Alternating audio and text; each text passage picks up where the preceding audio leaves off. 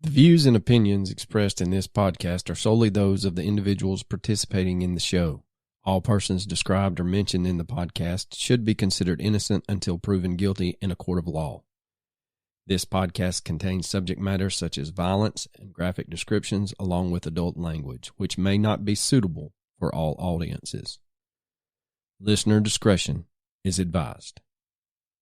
On May 25th, 2004, in Aurora, Colorado, a man leaves work to meet his new tenant at his recently rented basement apartment. Days later, when they search for the man, they discover him in his basement apartment, and he's the victim of one of the most gruesome murders you'll ever hear. You're listening to the Mysterious Brews podcast, and tonight we bring you the case of Oakey Al Kite.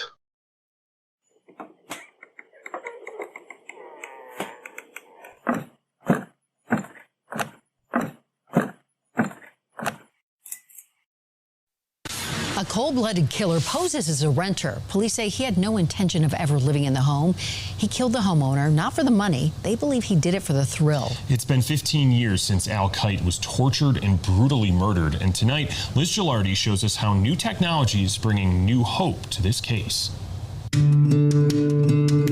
He was just selected by this killer. Targeted and then tortured. His hands were elaborately tied to his ankles. Welcome to a deep, dark, dank, moist basement somewhere in the bowels of Georgia. Well, I don't know about up there where you're at there, Coach, but down here where you used to live, the wind decided to blow like the Seminole wind for 2 straight days. I couldn't walk to my car in the parking lot without getting at least a metric crap ton of debris in my eyes. Yeah, it was pretty bad up here, and we actually went on a field trip during it. We took all my kiddos to the zoo. Oh, dear God. It was pretty awesome. All their parents came, too. Oh, well, that's even better. Yeah, I didn't have to... You didn't have to herd cats. Yeah, I got to actually... It was basically just a free day at the zoo for me. I bet those kids... I remember taking my son when he was about that age, and, man, they are so... It's like just everything is just a wonder to them. I know. It's pretty awesome sometimes. Yeah, it is. We've been testing since last Thursday, and it has kicked my tail. Ugh. So, yeah. With a side up. Ugh. Yeah. Well, I only got tomorrow, man, and then I'm done. It's on the downhill slide after tomorrow. Starting Monday are finals, and then it's post-planning. No doubt, man. We got 15 and a half days of school left. Sweet. And then, fortunately, the county that I work in still takes August off, too. Yeah. Hey, old school. I don't go back to school till after Labor Day, which typically is like a day or two away from my birthday. So that kind of sucks. But I live it up in the summer. I was going to say, you get an extra month off. So, yeah, I calculated mine. Mine's now 6 weeks. I get roughly 6 weeks, which is better than most people. Don't think I'm crying about it, but it's just barely long enough for me to get over my PTSD. No, I'm just joking. But anyway, so I saw where we had a new 5-star. I believe you sent it to me. I did. Let me go back and see if I can find it, because I took like 90 pictures at the zoo, so I'm not fumbling through it. I did find it. Oh, wait, I don't have hold on, son of a gun. I don't have the name. Well, while you're looking for it, we have a new patron. May the 1st, Heather Leffler. Welcome, nice. Heather. Welcome. What tier? She's at the $100 tier? I wished. Sticker tier. Yeah, y'all need to come up with some rich uncles that would join a patron page for $100 a month. If each of y'all would just come up with 2. Just 2. But anyway, go ahead with your 5 stars, sir. All right. It's from a Cody Jack, 1992. 5 stars. Can relate to these guys, being a Georgia boy myself. Good stuff to listen to on my daily long hauls. Plus, sharing Instagram reels back and forth with them makes it even better. LOL. Cody, if that's the same Cody Jack, he told me the one time he had shared something on Instagram Reels, and he said, man, you know all those Reels that says, would you go to this place with the second person in your at list? And he was like, without a doubt. He said, because y'all are number 2. Nice. But anyway, yes. Thank you, Cody. Long-time fan, first-time 5-star dropper. All right, we're not going to beat around the bush tonight, ladies and gentlemen. We got a doozy. Coach recommended this a couple weeks ago, and we finally are getting around to it. I told you. He never heard of it. I told him this one is fucked up. Yeah, the perpetrator of this crime is fucked up. Yeah, he's got a lot of $4 words that describe him. So let's jump into it, man. We are talking about Oakey Albert Kite Jr., better known as Al. Al was born on May 7th, 1951 in Nash County, North Carolina. He was the youngest child of, you guessed it, Oakey Albert Kite Sr. and Edith Davis Kite. Al also had an older sister named Barbara. The family would move to Weldon, North Carolina in Halifax County early in Al's life. Now, Al's mom unexpectedly passed away when Al was just 18 years old in January of 1970. His father was a well-respected dog trainer in the area. And Al attended Weldon High School, and upon graduation, he attended Atlantic Christian College. And if you Google that, it no longer exists. It is now known as Barton College. But it was located about an hour south of Weldon in a town called Wilson, North Carolina. While at college, he would receive his degree in business administration, and in 1976, Al would marry a high school classmate named Gail Kay. Gail had a daughter from a previous relationship named Julie, and even though Al and Gail never had any children of their own, Al always considered Julie to be his daughter and maintained a very close relationship with her. Friends and family always stated that Al was an extremely nice, easygoing, friendly person who they had never heard anyone speak ill of. They would go on to add that he was fairly outgoing and always willing to be helpful to others. Now, after college, Al would take a job with Stone and Webster Engineering Service as a timekeeper. And you may be thinking to yourself, what in the hell is a timekeeper? Well, it has been replaced by a computer program now that runs analytics, but back in the 1970s, they actually employed people that were responsible for tracking the hours worked by employees within a company. These timekeepers would ensure that everyone was being paid fairly for the time they spent on the job, as well as making sure that employees were not working too many hours in a single day or a week.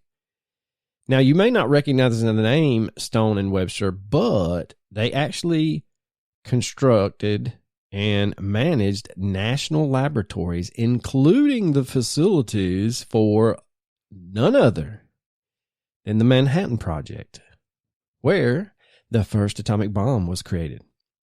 Stone and Webster also built the nation's first nuclear plant after beating out 90 other companies with their proposal. Jeez. Not too bad. They's pretty good. Now, Al's first job was at the Surrey nuclear plant, and he was said to have moved up on the accounting team and eventually worked as a project manager designing accounting systems for a number of Stone and Webster projects in nearly half a dozen locations. While working for Stone, he worked all over. Yeah. While working for Stone and Webster, he was, like I said, the manager of accounting procedures at none other than Lawrence Livermore National Laboratories, San Francisco International Airport, the Bay Area Rapid Transit in California, and the list goes on and on. He would also work overseas as a senior timekeeper on a project in Algeria. Now, in 1998, Al would take a new position with Stone and Webster in Colorado, just outside of Denver, in the town of Aurora. And there he would purchase a 2-story townhome on 2002 South Helena Street, between Cherry Creek State Park and Buckley Air Force Base, located near Interstate 225. Interstate. In 2000, Lee Scott Hall, an engineer at Lawrence Livermore National Laboratory, who had discovered a flaw in an important calculation on a billion-dollar project, was beaten and stabbed to death while he was home alone.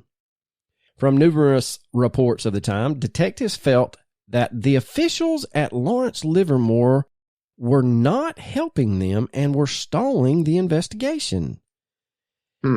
According to a report in the San Francisco Gate, Lawrence Livermore National Laboratory was at the time facing, quote, an investigation into concealment of cost overruns and delays at Livermore, end quote, including directly from the Secretary of Energy at the time, Mr. Bill Richardson. This calculation error was first discovered in 1998, which is the same year that Al was offered a transfer to Aurora. Now, concealment of cost overruns are the kind of thing an accountant might know something about. Yeah, kind of sounds like he would. I mean, you'd think, right? Yeah, you would think that Al may have seen something that raised his eyebrows. Now, just 2 years later, Stone and Webster would collapse in 2000 after a major bribery scandal coupled with the tech market crash. The company had attempted to pay $147 million to a relative of an Indonesian president, Suharto, to secure the largest contract in Stone Webster's history. Shortly after, they would file for Chapter 11 bankruptcy because of cash flow problems. Imagine that. That is the damnedest thing I've ever heard in my life. I know. If you just drop $147 million, your cash flow is probably going to be affected. Now, the company was purchased at auction by none other than the Shaw Group for $150 million. I think they got a steal. Yes, sounds like it. Unfortunately, at this time of the Shaw Group taking over Stone and Webster, Al was let go or laid off, depending on what you read. And this was in 2002 when he was no longer employed by Shaw Group. Now, while all of this was going on, Al and Gail's marriage, unfortunately, could not take the strain of his traveling and the upheaval in the company, and in 1988, they would ultimately divorce. Now, according to friends and family, the marriage would end amicably because Al remained close with his stepdaughter, Julie.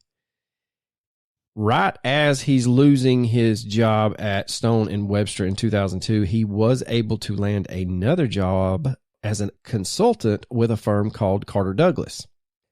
Now, being single, Al was living quite the comfortable bachelor life. As a result of the tech crash, however, coupled with his new job and some upheaval, he decided that he needed some extra money and decided to rent out the lower half of his townhome to supplement his income. In early 2004, Al would meet a woman named Linda Angelopoulos at a meeting for work. Now, there is a Oxygen Network show that I think it lasted one season. It was the DNA of Murder with Paul Holes. I watched a few clips on YouTube. It's pretty good. Yeah, I loved that show, and he was and if nobody knows who Paul Holes is, he was in the medical office, chief medical office in California, and he worked hand in hand on reverse engineering, but reverse genealogical mapping that caught the Golden State Killer. He's nice. Very, very smart man. But anyway, smarter than us. Very smart. In an I'll tell you all of that to tell you about Linda. Linda stated in an interview with Paul that they had seen each other at work several times, and they were very friendly with each other. She said that Al was always smiling and things like that, and that at one of the company parties, picnics, something, they wound up being sat together at the same table and hit it off immediately. And what began as a casual relationship would grow more serious over time. And it was around the same time that his relationship with Linda is getting more serious, that Al's longtime renter let him know that, I'm telling you, man, I am exhausted. Let him know that they were not going to be able to renew the lease. The renters would move out in May of 2004, and Al would begin looking for a new roommate around that time.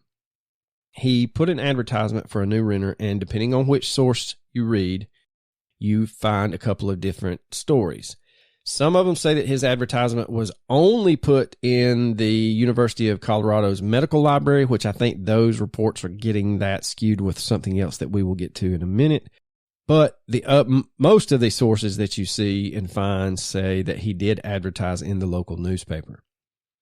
I mean, you're going to do it just in medicals? No, yeah, you're going to do the local newspaper. And he didn't have any ties to the medical library, why I think that was kind of a misquote. And you'll see why here soon.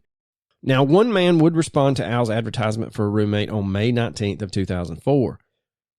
Robert Cooper was his name, and as Al told Linda about his new potential renter, Robert would tell Al that he had just moved to Aurora from the East Coast.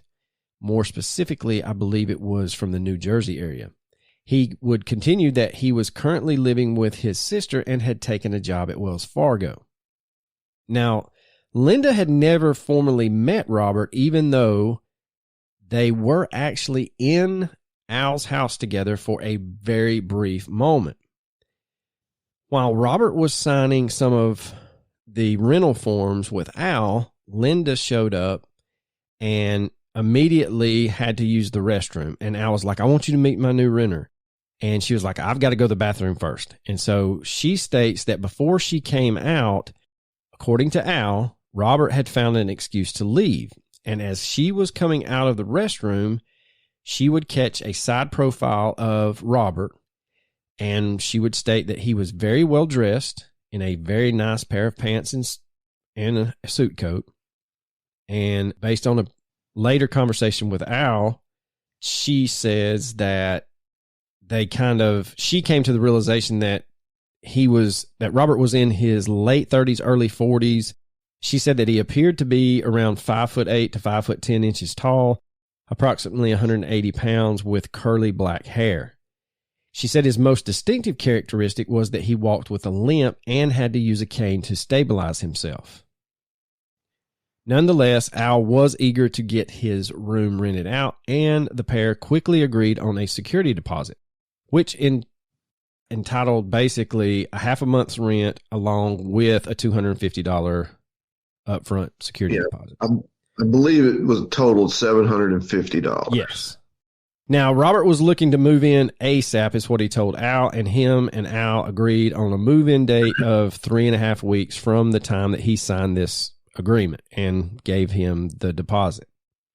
So on Saturday, May 22nd of 2004, Al would drive Linda to the airport where she was to board a plane for Virginia. Now, hold on. You're skipping a step. Robert actually came to the apartment again at some point when she wasn't there. Not exactly sure what transpired. I just know that he visited the apartment 3 times. Ooh, I did the second time him and Al were alone. Now, the reason why I know that is because it's a mystery why he didn't do what he did the second time. Why did he wait till the third time? Okay, so this makes sense on what I have read, that he did show up a second time is because, and I'll get to it, there is a little thing with a recliner. And so that actually puts that in a little bit clearer context. Well, the recliner is the third time. Right. But they had theorized that sometime in between when she saw him and the recliner the third time is when the two had struck up a conversation about how he wasn't using it and that kind of thing. Yeah. So the two had decided, let me back up. So as Al and Linda are driving to the airport, they decided to be official. And this just tells you their age and how they were taking it slow. But basically, as he's dropping her off at the airport, they officially become boyfriend and girlfriend. They are officially dating and just solely with each other. And when she talks about it, she still lights up. And yeah. And when she calls him from her first stop, she mentions that, they're just being silly. They like each other, they're just because they're old don't mean they can't be silly. Right. He said that they were like, he was like, hi girlfriend. She's hi boyfriend. They're happy. Yeah. And she states in the interview that she didn't think after her first divorce that she would ever find true love again. And she said that he was just like her prayers had been answered. He was a great cook. He was always in a good mood, always smiling, and she was extremely, extremely happy. And like Coach said, she had kind of surprised him with a call at a layover, and then she would call him back. She tells him that she's going to call him back anyway when she touches down in Virginia Beach. And around 3:30 that day, she landed and called Al again. Now, again, 3:30 Colorado time. Right, which would have been 5:30 Yes. Eastern, Virginia Beach time. Now, correct. Depending on what you read, again, some reports say that Al seemed to be in a good mood when she called the second time, but most say that he seemed distracted. Now, Linda would tell Paul Holes on the Oxygen Network interview that the second call, Al was very quiet, which was completely out of character for him, especially when speaking to his new official girlfriend. She just thought it was odd because they were so, like you stated, they were acting silly and goofy and, lovey-dovey. And then all of a sudden he's kind of quiet, direct to the point. And she seems to believe that it was at this time that Robert Cooper had come back to Al's home. Yeah, it seems like he's trying to warn her without warning her. Right. Because Robert Cooper don't know him from Adam, so that he might think that that's his normal business, like all business type tone, Right. And we've discussed this on a previous episode. Like if I ever call Coach and I say, hey, the coach, I need you to come by. That's the big ding, ding, ding. Something's not right. So. Yeah, I guarantee you, without saying a word, without saying it at all, you and I could both figure out something's really fucking wrong. Yeah.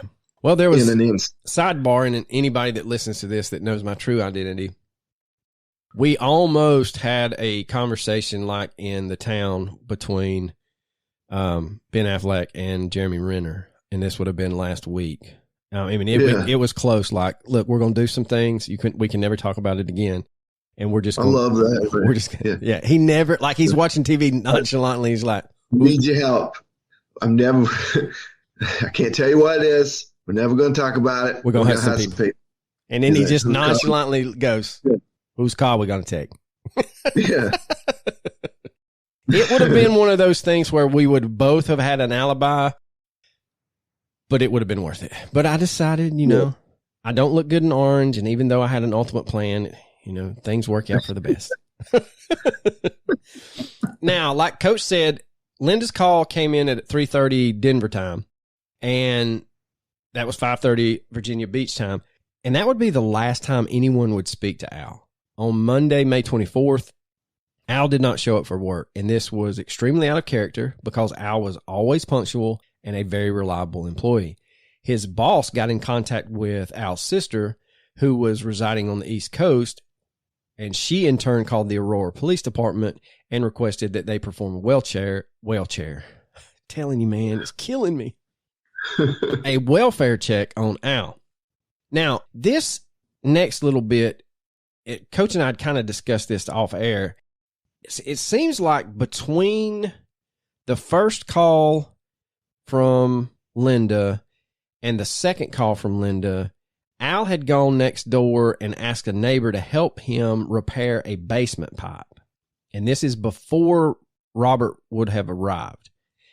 Now, it is rumored that Al was expecting to assist Robert in moving a large recliner. He claimed that he was not using, and Robert had made reference that he would use it if he could get it moved to the basement. And Al's offering to help because, remember, according to Linda, Robert walks with a limp and with a cane. So that leads more credence to that second visit. And that's where the discussion of, hey, I'm not using this recliner. And he's like, okay, if you can get it moved down, I'll use it, da-da-da-da-da. Now, I say all that because if you think about that, the rest of this story is going to become one more oddity on top of the other. But the first oddity is if the neighbor is over there helping him help him replace a pipe, and his renter walks with a limp and a cane, you would assume that Al would be like, hey, man, since you're over here helping with this pipe, do you think you can help me move this recliner downstairs? Well, I mean, we don't know that it could have been the first mention of the recliner was once the renter got there. We don't know that. Right. This is all speculation. Yeah. If he knew he was going to have to move it, then yeah, it would have made sense. He asked his neighbor, but you just don't know. No, there's a lot of don't knows in this situation. It's a lot weird. There's a lot of weirdness. So over the course of the next hours or days or whatever, between Saturday and Sunday, Al was beaten, bound, tortured, and ultimately murdered. Now, it was, like I said, not until he didn't show up to work on Monday that the welfare check is issued by the Aurora Police Department.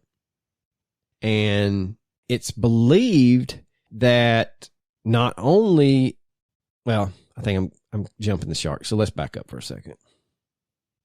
All right, so what we know is, and you can probably find it on YouTube, the Aurora Police Department do a video walkthrough, and they blur out certain things, but when they do the welfare check, they find Al's body in the basement area where Robert should have rented.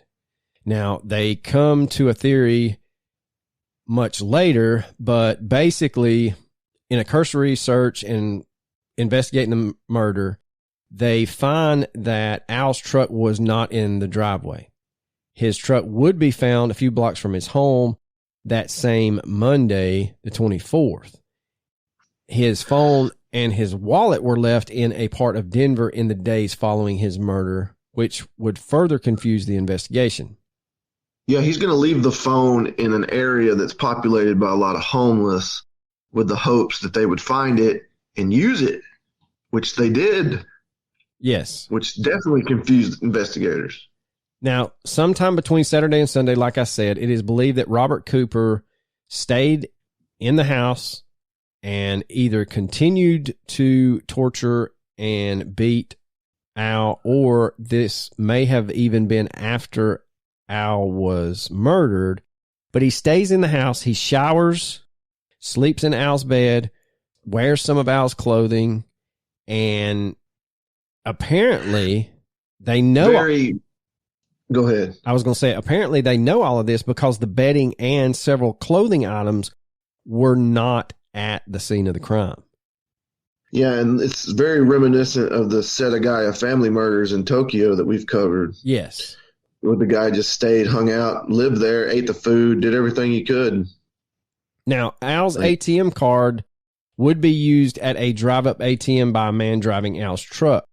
They did not have a security camera. It just took security steals, I think, every second and a half or every 2 seconds. It was an odd timing. But anyway, they see Al's truck pull up, head to the ATM, and at the ATM, there is a man wearing a ski mask and gloves. The ski mask only reveals basically about a fourth of his face, which it's more of I call it the old ninja hood, but it's just that big slit across the eyes. You can see the eyebrows, the bridge of the nose, and their high cheekbones. The guy takes we'll post that picture. Yes, the guy takes his time, knowing damn well they're not going to be able to find any discerning marks about him.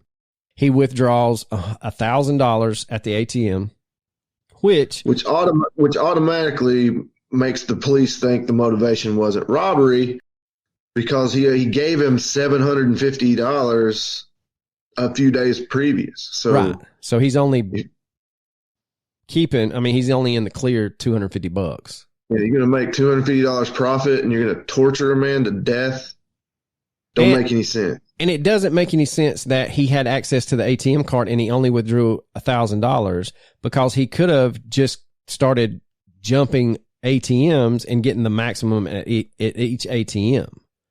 Yes. So there were daily limits at that time, and I don't know. It's just hard to wrap your head around that he would have, like you said, that the initial theory was robbery, but when we get into the crime scene, what he does to Al, you would not do just to get someone's ATM pin. I can guarantee you I would give you my ATM pin way before. Yes. Now, while robbery was not the motive, he did subscribe to your way of thinking of, well, might as well take some money while I'm here. Yeah, but not as much as I would have. Right. I took it all. Now, most murderers do not pay their victims for access to them. Like Coach has said, keep in mind that he has given Al anywhere from $500 to $750, depending on what you read, to basically as a placeholder to rent this bottom area of the townhome. And as Coach said, there was a previous meeting where it was just Al and Robert, where if he was going to rob or torture, murder, he could have done it then. So another oddity pops up there.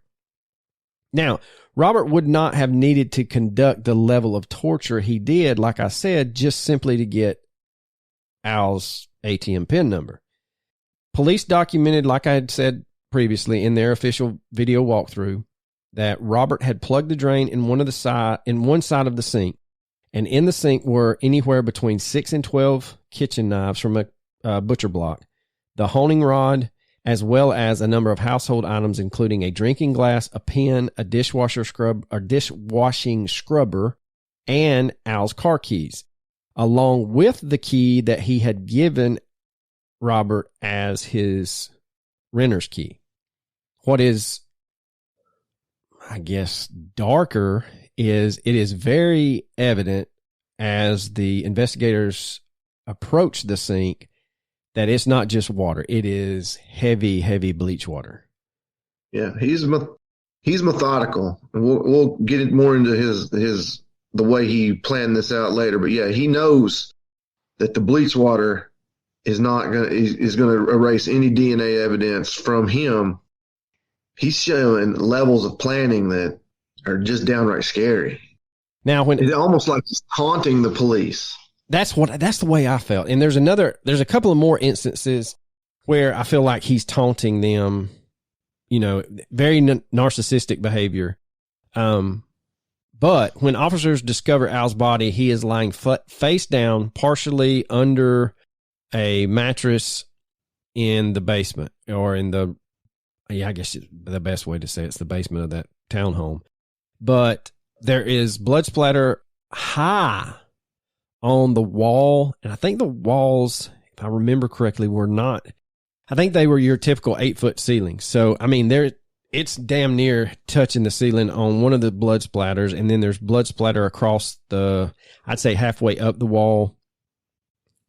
And Detective Sobeski from the Aurora Police Department would later describe the crime scene as, quote, the worst I'd ever seen, end quote.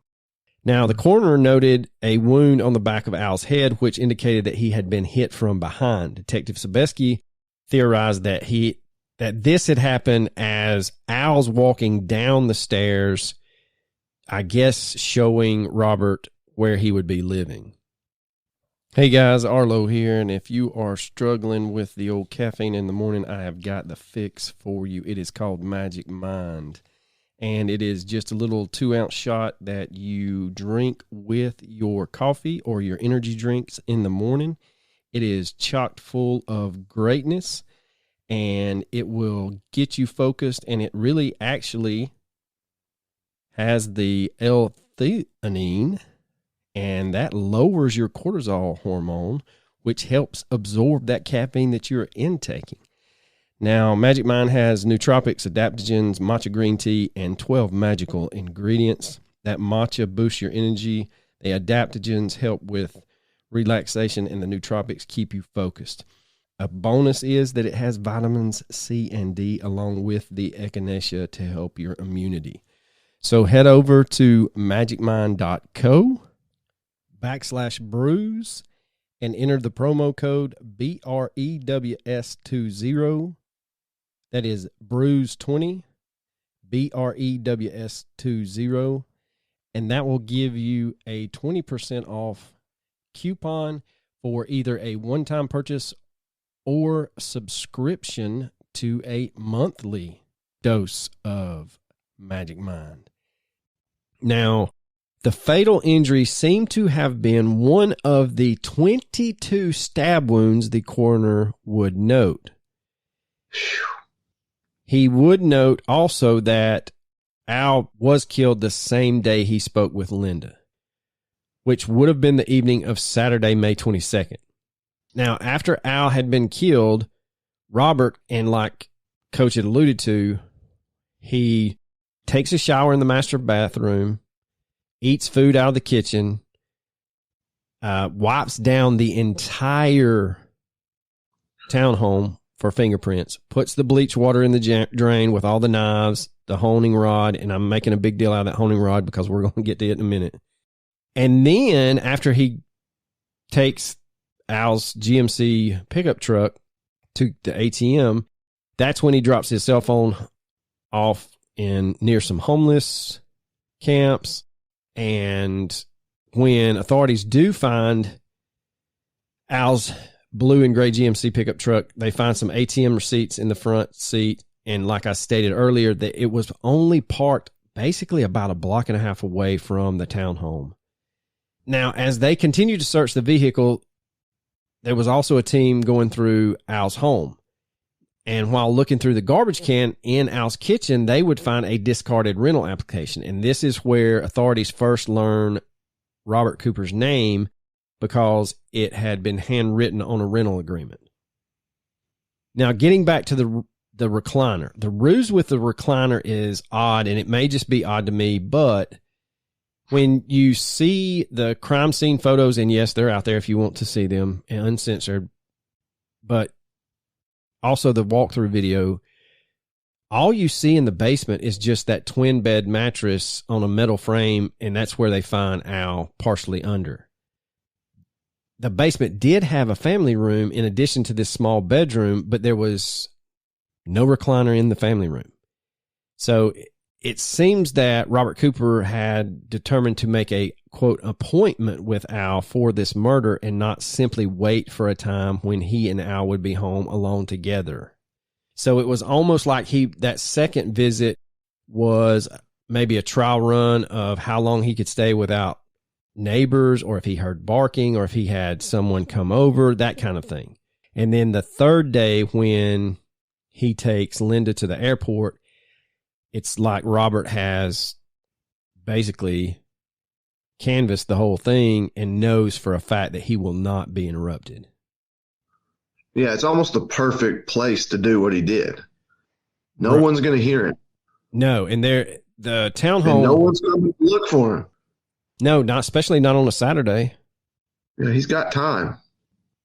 Now, a beginning theory was that when Linda called that second time, that Al started having a bad feeling from Robert. He had either tried calling one of Robert Cooper's references and figured out that things weren't adding up to what he thought they should be adding up to. But you would think, and I say this and then I'm going to contradict myself, but you would think if that was the case, he would try to excuse himself outside for some privacy on the phone and tell Linda, hey, this motherfucker is crazy. Call the police. I don't know if I'm going to make it. But on the same hand, that was not Al's personality. He was always outgoing, nice, looking for the good in people. So You know, it's pure speculation, and it was just a theory at the beginning of the Aurora Police Department's investigation. Now, another question was, maybe at the time Linda had called, Robert had began to reveal to Al what he was really about to do and why he was really there. And some people on the interwebs theorized that this was to settle some score from Al's past that Al didn't know he had done. So authorities believe that the first time Robert met Al was approximately 3 weeks prior to Al's murder, when he first, viewed the apartment and Linda went to the bathroom. Now, he was alone, or had reason to believe he would be alone with Al in the house on at least 2 occasions before he made his return with the ruse about the recliner. Now, everything about Robert Cooper turned out to be a fabrication. Once police start investigating it, they realized that the Social Security number that he had given Robert on the rental agreement was actually an 80-year-old woman's Social Security number, and she was residing in Indiana at the time. They also once they tracked down that Social Security number, they interview that 80-year-old lady's son, and he said that he was not aware of any unauthorized use of his mother's Social Security number. And that's a big deal, because a lot of times when those Social Security numbers are stolen, it's to open up god-awful lines of credit. This guy's so calculated, he just needed a Social Security number. He didn't want it to embezzle money or set up a new identity or anything like that. He just needed a real Social Security number to put on an agreement. Again, the planning and the attention to detail is just eerie and scary. Well, it's a good time to point out that he only used a burner phone. Right. He used a burner phone that he purchased from 7-Eleven, and they proved that he didn't activate that phone until 30 days after he purchased it. And he purchased it with cash. And you may be thinking, why is Coach bringing up 30? He didn't activate it for 30 days. Well, that man knew enough to know that after 30 days, the 7-Eleven recycles their security footage. So that is a level of planning that is insane. At a bare minimum, he knew 30 days in advance that he was going to commit a murder. And he did not use that phone for any purpose other than calling random people that had rooms for rent. That is correct. And so the fact that he was doing that shows to me that it was definitely random. Yes. Or made to look extremely random. Correct. Which is a possibility too. The address that he wrote on the rental agreement was actually the address of an elementary school in Denver. And the current telephone number that he wrote on the rental agreement was actually a retirement home in Aurora.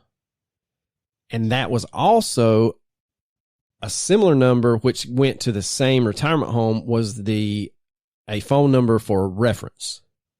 And like Coach said, he purchases this burner phone at a 7-Eleven. Well, that 7-Eleven, and I think this is where the skew comes for where Al posted his rental thing, that 7-Eleven is near the University of Colorado Hospital and the University of Colorado campus. Now, like Coach said, not only did he contact Al with that cell phone, he contacted other landlords in the area that had advertisements for either a basement for rent, a room for rent, whatever you could think of. One landlord in particular remembers showing her townhome to a man who gave her a, quote, odd feeling. She told Detective Sobieski that she remembers having this odd feeling when she showed this man part of her home, and as she was walking in to a room in front of him, she said she got this just awful cold feeling, and the hair on the back of her neck stood up. She said that she immediately rushed Robert through the other parts of the home and told him that she had several other people wanting to tour the home and she would be in touch, and got him the hell out of there. Wow. Now, according to Detective Sobieski, this same landlord was able to give authorities a composite sketch, and we'll post that composite sketch as well that she showed her townhome to. What is more intriguing is that this lady taught linguistics at Denver University and told Detective Sobieski that she picked up a slight Romanian accent from this man, which turns out to be Robert Cooper. She also tells the detective that the man just kept pacing around her house, checking out the windows, which made her even more uncomfortable. So with this witness stating her odd gut feeling, along with his odd behavior at checking the windows, it begs the question, why Al? Because most people that have already made up their mind, most murderers, are not going to choose, this is going to sound so bad, but I'm just going to say it.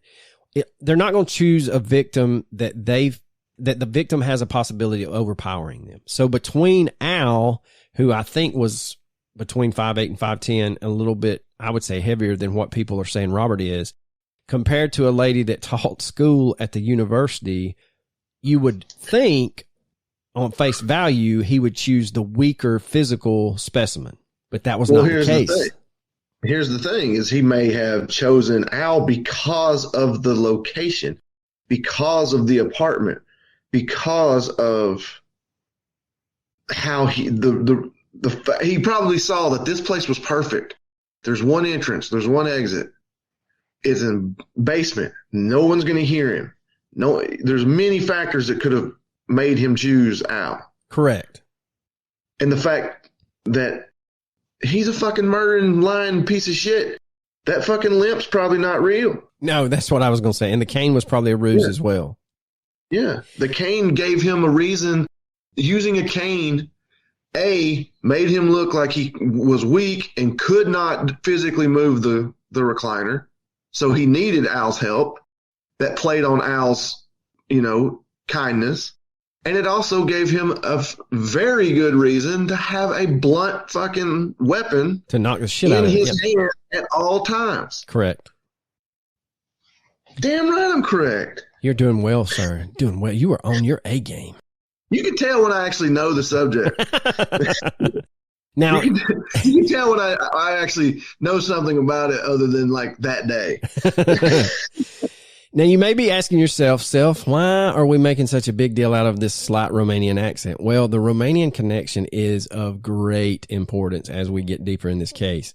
During the police walkthrough, they find a bloody smudge on one of the lower risers of the basement stairs. And just to one side of that smudge, they find a single drop of blood. The drop of blood is tested, and the crime lab reports that it is from a single source male, unidentified, which means there was no hits in CODIS when they ran it, and it came back with a complete, full DNA profile. They just don't know who it belongs to. Yeah. And like I said, It ain't Al's. Right, it's not Al's, and it was not the previous renters. So the police are assuming this is Robert Cooper's blood. And this is where, again, that the DNA of the murder with Paul Holes comes in, because he's trying to use that same technique to basically reverse genealogical technique to find out who Robert Cooper really is. And we all know that's not his real name. I mean, that we're just going to go by, we're just using Robert Cooper because that's what's in everything you read. Now, the preliminary results show that the DNA is that of a male from the Balkans. And for those of you that didn't do too well in world history, the Balkans include Romania. Now, we get to the craziness. We're just now getting to the craziness? Well, it's even more crazy, I guess I should say. We had kind of glossed over the fact that he was bound, tortured, and murdered. The bindings are a key in this, as well as the Romanian connection, and it plays right into the Romanian connection.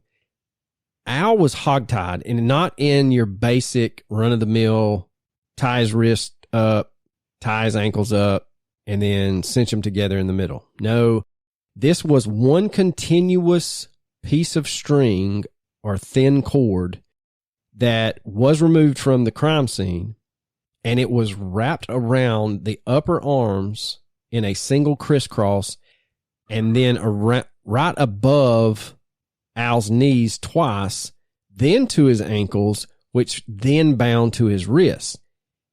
Most binding cases in the U.S. involve one of a number of rope types, either, your hiking or your mountain climbing ropes, plastic zip ties, flex cuffs, or metal handcuffs. Most hog ties, like I said, are just a simple tie the ankles up, tie the wrist up, cinch them together. Now, Lindsay Philpott is a bindings expert, not a knot expert for our old OG listeners, but he's a bindings expert. And he stated, I'll give you $10. You tell me that. What? I'll give you $10. I have no idea. I know I looked for it one time. It's around, I want to say it was around, it's the one where they thought that she tied herself up, but she wound up killing herself. Oh, yeah. It was that one. I can't remember her name. I can't remember her name, but it was an early episode. Yeah, that was an Unsolved Mysteries case, too. Yeah, the knot expert. How the fuck you become a knot expert? Exactly. How do you, hey, I'm pretty good at these knots. How do you make a living? And how many trials are you going to where they need a knot expert? Yeah. Okay, sir, is that an overhand shipman's lap or is that a double hangman's noose? But anyway. I don't even know a single name of a knot other than loop, swoop, and pull. Yeah, pretty much. Here, tie a double knot and see if you can pull it out. If you can, tie it again. We'll cut it if we have to. So anyway, back to the bindings expert. This Mr. Philpott said that what was even more puzzling to him was that the bindings were removed from the crime scene.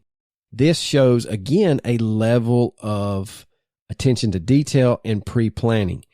It was theorized that Robert used the kitchen honing rod from Al's knife set as a type of instrument to increase the leverage and tighten the knots. Think of it like a garrote, and they use that stick to get even more force. And with a stick twisting, you can get it a lot tighter than you can with your bare hands. Correct. And you're not leaving DNA, even though he took the bindings from the scene. So correct. There's nothing, and this gets real CSI, but if you're using that honing rod or a stick, you're not leaving skin cells that could have proliferated into the carpet, onto his clothes. It's just a metal honing rod. So, and if you are sitting there wondering why even get them tighter, y'all, the knots were so tight that it almost looks like they cut into Al's elbows so bad that it like embedded in and created basically just raw spots on his elbows. Again, those crime scene photos, if you're into that, more power to you. I stopped where I wanted to. Yeah. But basically what we're saying is he was using the knots themselves as part of the torture. Correct. They weren't just holding him in place. They were hurting him the entire time. Yes, and I'm kind of dragging my feet as to why these bindings come into play, and I promise we're going to get there. It's not, I don't want to jump the shark too soon because it kind of ties into what I'm going to go over next. There was a psychological profile of Robert, and a lady by the name Sharon Hagan, who was a retired prosecutor, now criminal profiler, stated that Robert used the bindings to fulfill some sort of ritualistic / fantasy. She believes that Robert was a sadist that was able to delay the satisfaction he was seeking from the ultimate murder so that he could gain even more satisfaction from the actual torture aspect.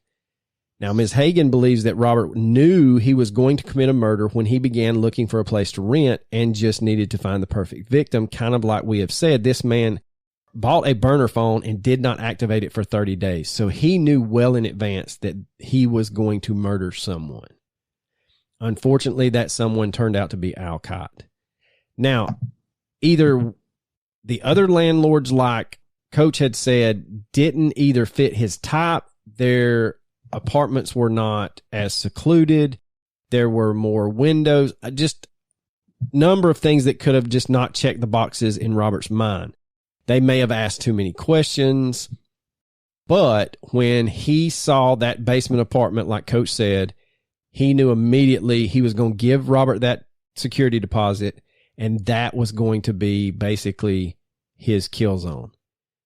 Yeah, that's all she wrote. Now, Miss Hagen's profile of Robert centers around someone who is emotionally detached from society, possibly a loner, probably has not had any, or if they have had any, very few intimate relationships with other people. Your typical narcissistic psychopath sadist with no compassion.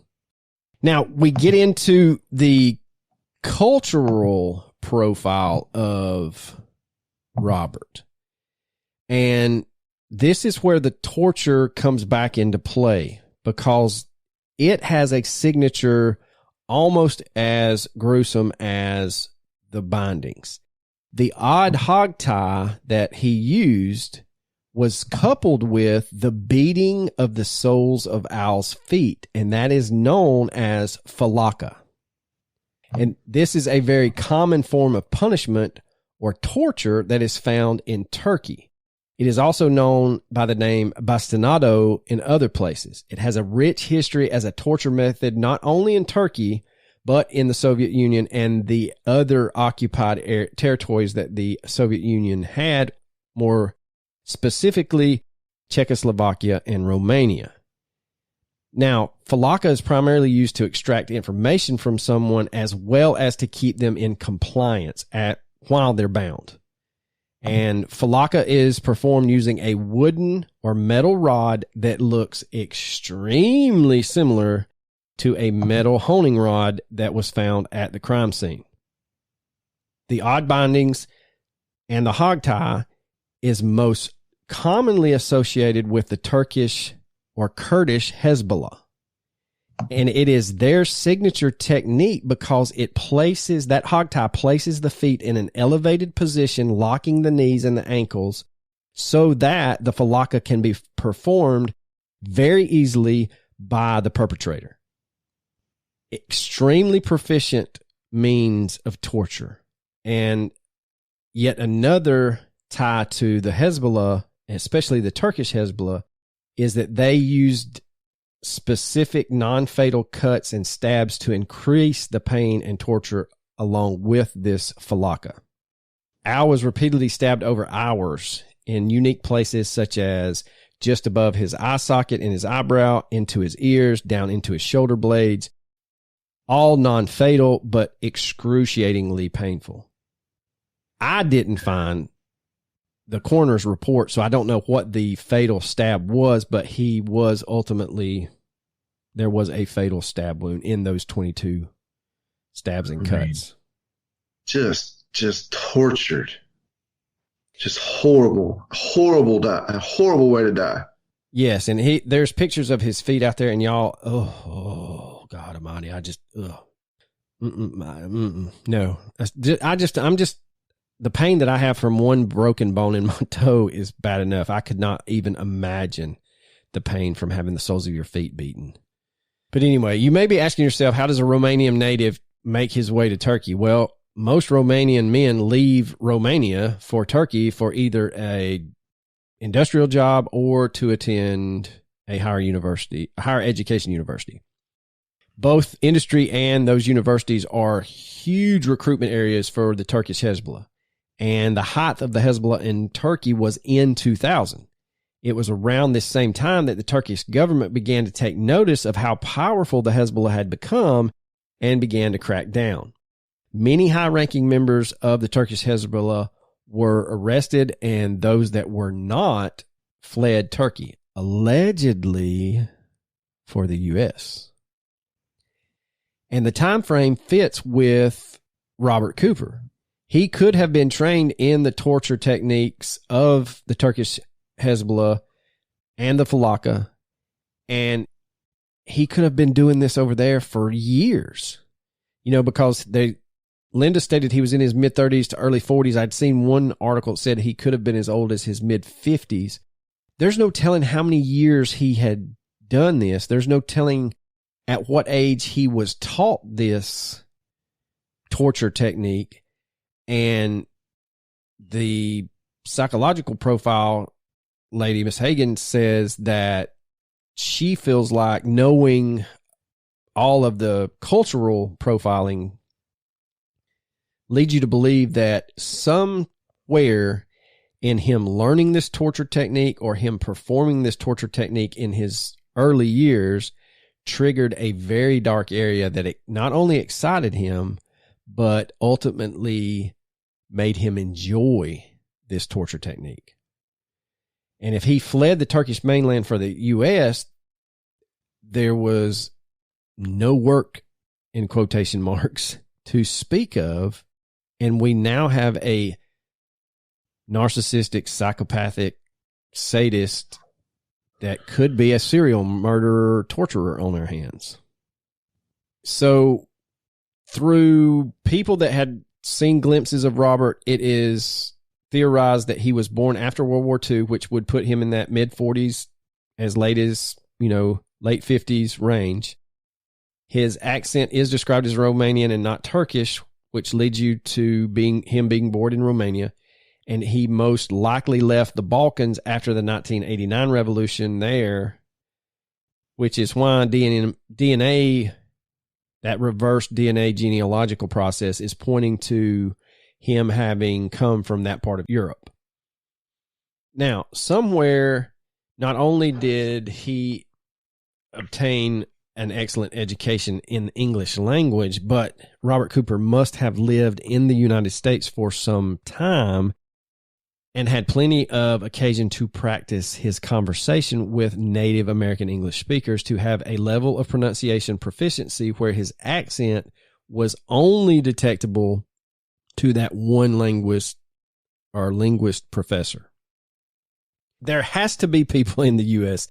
that know Robert Cooper. There has to be someone out there that, if shown a picture, is like that whole, Leonardo DiCaprio, where he's like, that's me. That's right. Yeah. Hey, that's me. Yeah. It would be one of those, epiphany moments. What you need to, if you are listening to our podcast, what we're talking about is a middle-aged man of which he would be pushing mid to late 60s by now. But he would be late 60s, maybe early 70s, Eastern European descent, with a possible connection to the East Coast. New Jersey was specified. Some connection to either, they theorized, banking, the hospital, or elder care. And someone out there knows this Robert Cooper. They just have not been shown the correct picture. They just have they've not been given that one puzzle piece that's like, oh, so-and-so said he was in Denver around that time. I wonder if, that sketch looks a lot like him. And going back to the criminal profiler, Miss Hagen stated that she believes that Robert was a ritualistic killer and that unique hog tie would be his signature. But as far as we know, we don't have any more of these unique hog tie situations. Now, at the end of the episode of DNA of Murder with Paul Holes, there's a message stating that the ancestral DNA results led Paul and authorities back to the Balkans, which we've already discussed, more specifically Romania, and that the investigation has found living relatives of our Robert Cooper there. Now, DNA can tell us who he may be, but it will probably never provide us with an answer of why did he target Al. As Detective Sobieski put it, he couldn't find anyone who could say a bad thing about Al, and he was repeatedly referred to as a true gentleman. Al didn't make enemies. Now that we know that there is DNA evidence out there for living relatives of Robert Cooper in the Balkan region, is there a Romanian connection to this crime that goes beyond just a displaced Hezbollah psychopath? Yeah.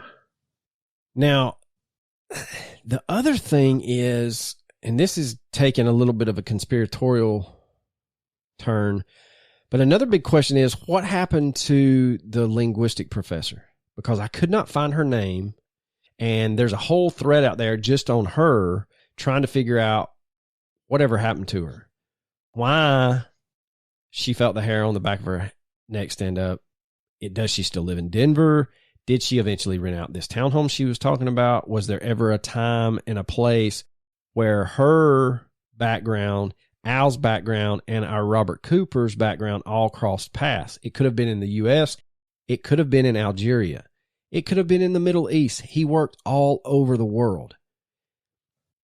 Now, this is where we take a turn with, you got to get your tinfoil hat on a little bit. Al attended a Christian college, so he was likely a man of faith who loved his country, and therefore he would likely be the type of person who could be possibly recruited by the alphabet agencies. You know, they hone in on the greater good, and at the time he was in college, we are eyeballs deep in the Cold War.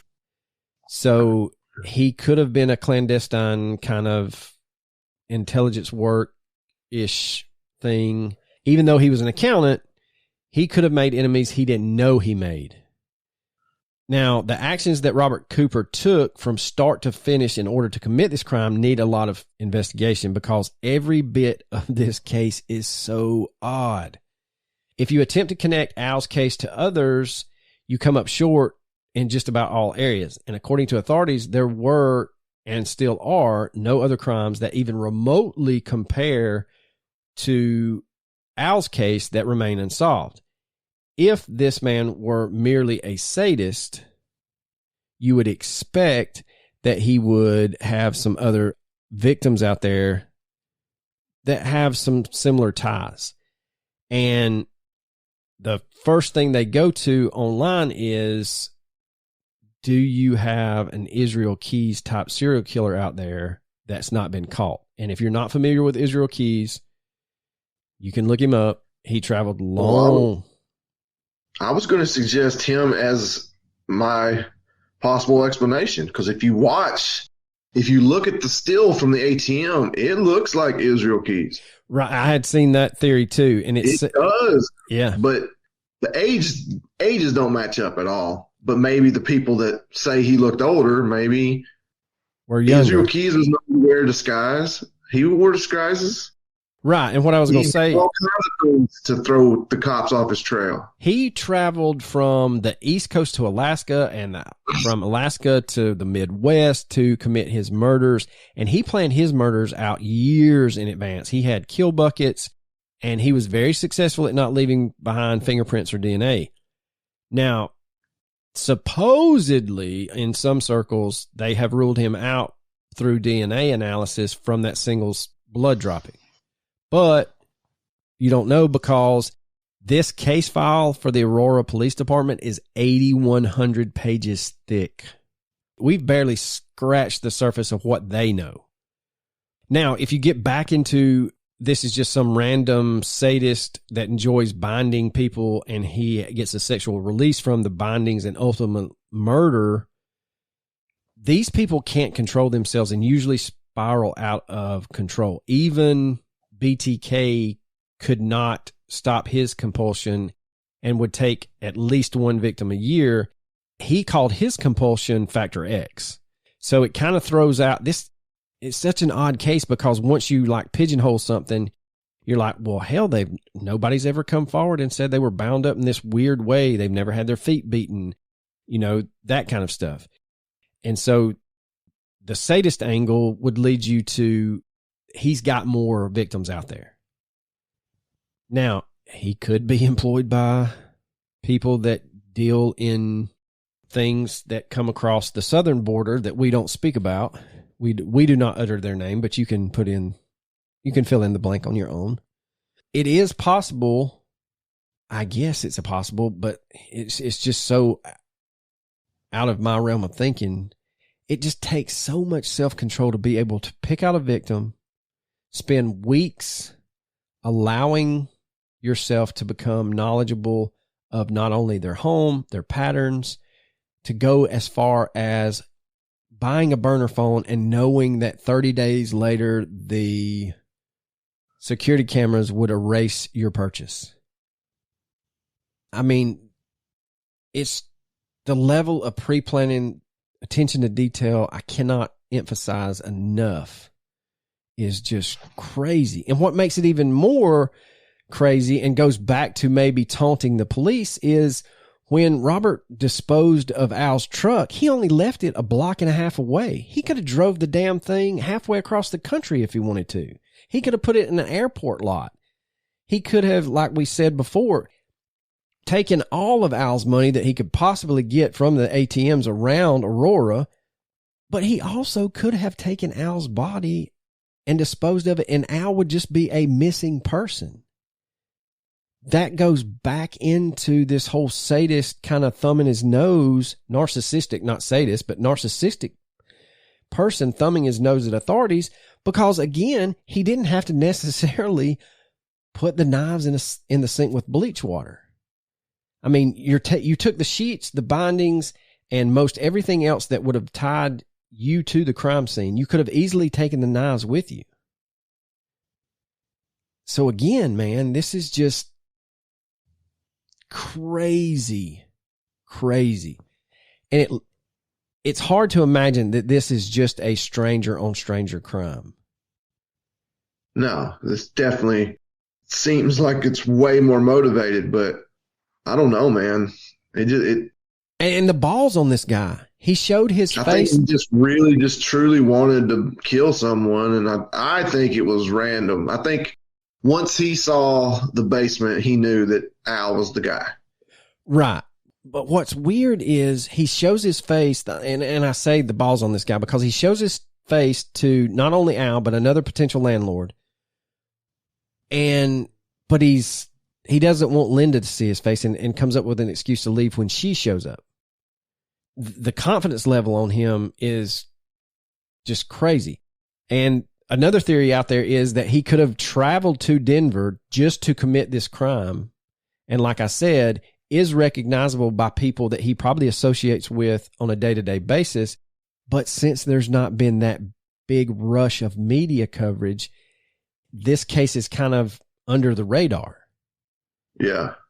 He had to stay somewhere in and around Aurora or Denver during this whole planning stage, which we know was a minimum of 30 days.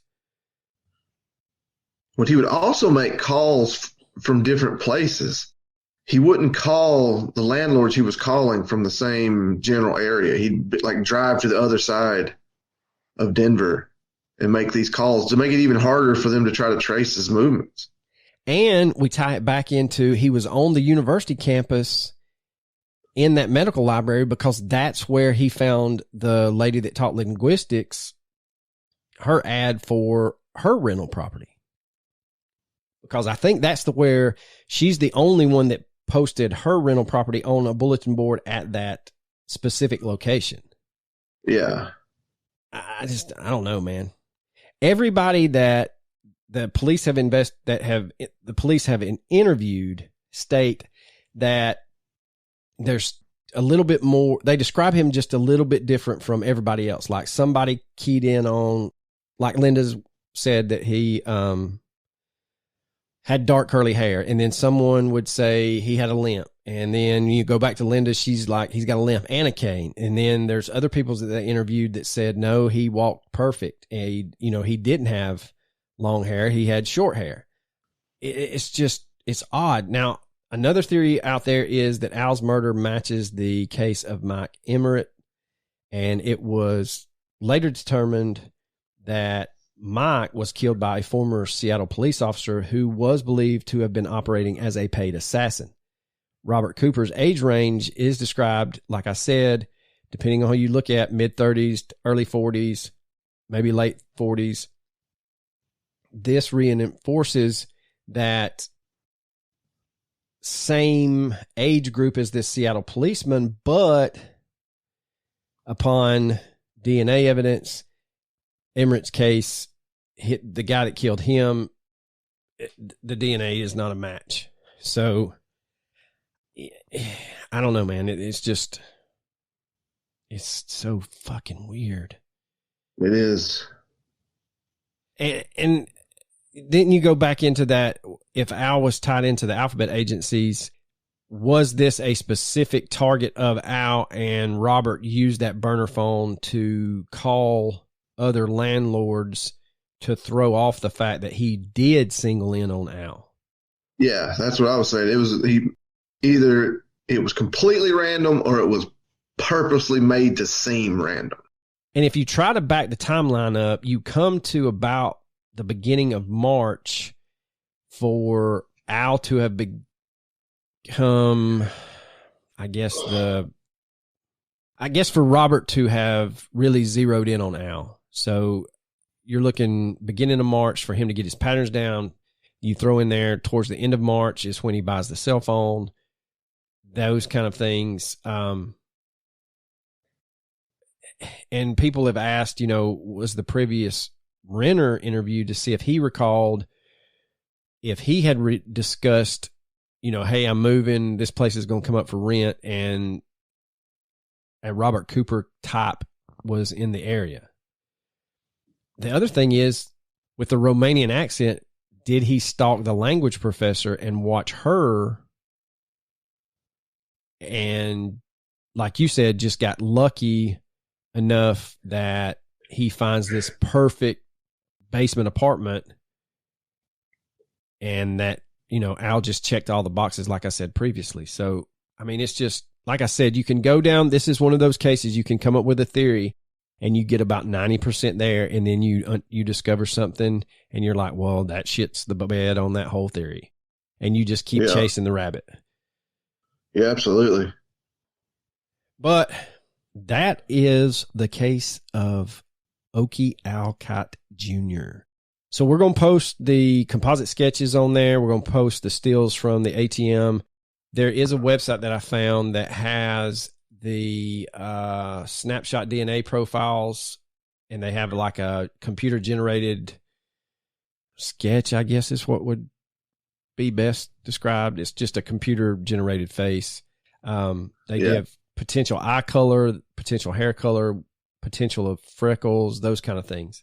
We'll also post pictures of the sink that's filled with bleach water. And then, of course, we are going to post pictures of Al. And you can just see in some of these pictures, these, candid shots that family has shared. He just looks like a great guy, man. He really does. He's always smiling. There was pictures in that episode of the DNA of Murder that he was cooking a couple of times, and every time he was there, he was just grinning from ear to ear. So, I mean, again, just a shitty situation that if this really was random and it was a stranger on stranger, then that's even more terrifying. Yeah. Because it could, it could have been any of us. Yeah. I mean, you just happen to have a basement where the window was one of those kinds that was probably like 4 or 5 feet below grade. And if you tried to scream, nobody would hear you. So, yeah. But anyway, so we've kind of beat around the bush about our theories. Coach likes Israel Keys type. If you know who Israel Keys is and what he did and how he did it, and then you look at his face compared to the face in the ATM photo, I think it looks very similar. Yes, I agree. And if you go the Israel Keys route, he didn't have curly black hair, but he had curly enough black hair. I mean, it's just as good a theory as any because, like I said, I can talk myself into just about any of them. You really can. This was a doozy, just a head scratcher. And the way he was tied up is so specific to that Hezbollah torture method. That's when you kind of shift gears back to, no, Al was the intended target the whole time, because supposedly there's not been any other murders in which those types of bindings and that level of torture has occurred. But anyway, all right, Coach, you got any recommendations? I'm going to recommend the YouTube channel Blame It on Jorge. It's really good YouTube channel, and his his video, The Disturbing Calculated Murder of Oakey Al Kite. Yes, if About this 25 minutes long, and it's very good. If this case has led you to find more on either the Turkish Hezbollah or unusual torture methods and things like that, there are several podcasts out there. I highly recommend, and my recommendation is going to be the Oxygen Network. The Paul Holes investigates the murder. It's called Killer Roommate, on the DNA of murder with Paul Holes on the Oxygen Network. And I think you can find those. It's odd how you find their back episodes. I think it's like NBC Universal owns them now, so I don't know. Yeah, if you got Discovery Plus, you probably have it. Yeah, Discovery Plus. I know if you have an Amazon account and you really, really want to watch it, it is a good episode. It's about 45 minutes long, and he goes over a lot of good. You can buy it on YouTube as well. Yeah. So if you're willing to spend the $2.99, $3.99 on it, it's out there to watch. So, well, Coach, you got anything else? You know I don't. Deuces.